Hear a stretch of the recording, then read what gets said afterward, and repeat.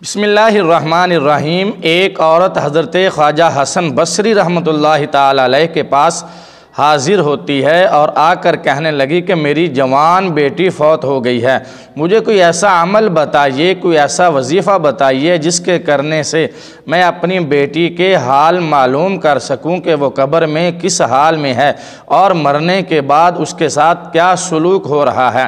حضرت خواجہ حسن بصری رحمۃ اللہ تعالی علیہ نے اس عورت کو فرمایا کہ عشاء کی نماز ادا کرنے کے بعد 4 رکعت نماز نفل ادا کرنا، نفل ادا کرنے کے بعد 1 مرتبہ سورۃ التکاثر 30ویں پارے میں ہے، یہ چھوٹی سی سورت ہے، سورۃ التکاثر کی 1 بار تلاوت کرنا اور بستر پر سونے کے لیے لیٹ جانا۔ جب تک نیند نہ آئے تم درود شریف پڑھتی رہنا اور درود شریف پڑھتے پڑھتے تم سو جانا۔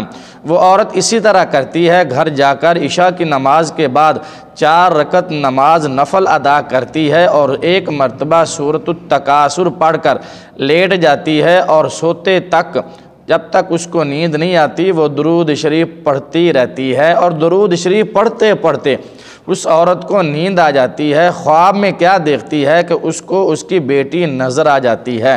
وہ اپنی بیٹی کو اس حال میں دیکھتی ہے کہ اس کو جہنمی لباس پہنایا گیا ہے اور اس کے پیروں میں آگ کی بیڑیاں باندھی گئی ہیں اور ہاتھوں میں ہتھکڑیاں آگ کی لگائی گئی ہیں۔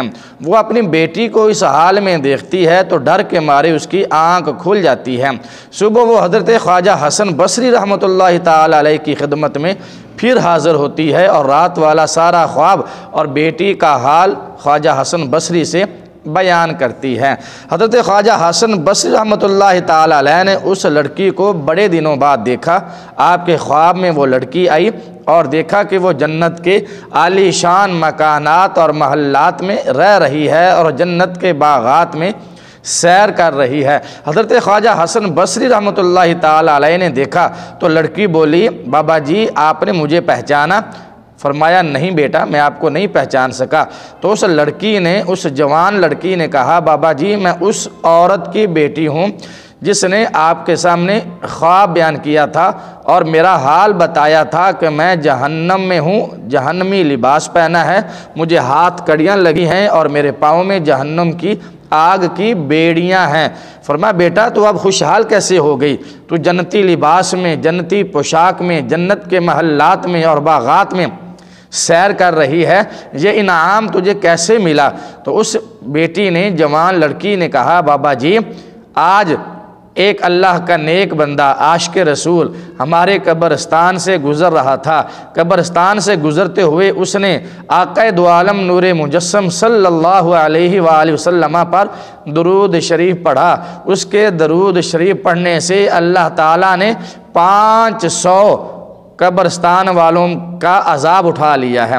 ایسے وہ 500 گناہگار جن کو جہنم کا عذاب ہو رہا تھا وہ عذاب قبر میں مبتلا ہیں، اور اللہ تعالیٰ کے اس نیک بندے کے درود شریف پڑھنے کی برکت سے اللہ تعالیٰ نے 500 قبروں سے عذاب اٹھا لیا ہے۔